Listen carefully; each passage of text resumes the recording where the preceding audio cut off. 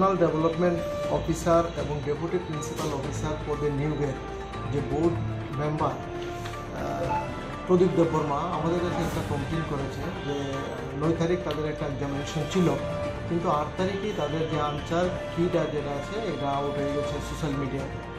এই বিষয়ে দুজনের বিরুদ্ধে কমপ্লেন দিয়েছে এবং আমরা একটা স্পেসিফিক মামলা নিয়েছি পশ্চিম থানায়, case number 70/2024 under section 120B 418 420 381 of IPC।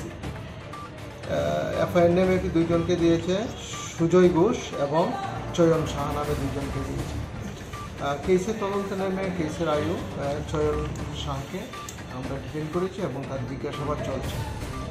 কবে মানে অ্যারেস্ট করেছে? আজকে দুপুরে তাকে আটক করা হয়েছে কেস কানেকশনের ব্যাপারে। কোথায় বাড়ি তার? তার বাড়ি অ্যাডভাইজার সমনি। কি করেছে? সে জেরক্স दुकान আছে। सो उसके पास कैसा आया? वो जेरोक्स का काम करते तो उसके पास पेपर कहाँ से है? जो পেপার অ্যাকচুয়ালি কুয়েশন পেপার বানানোর জন্য তো মেম্বার যে চেয়ারম্যান ছিল, চেয়ারম্যান দাদা মোহন জমাতিয়া স্যারের কাছে ছিল, তাকে জেরক্স করার জন্য দেওয়া হয়েছিল। চয়ন সাহাকে জেরক্স করার জন্য দিয়েছিল বোর্ড চেয়ারম্যান দাদা মোহন জমাতিয়া। ওখান থেকে এগুলো আউট হয়েছে।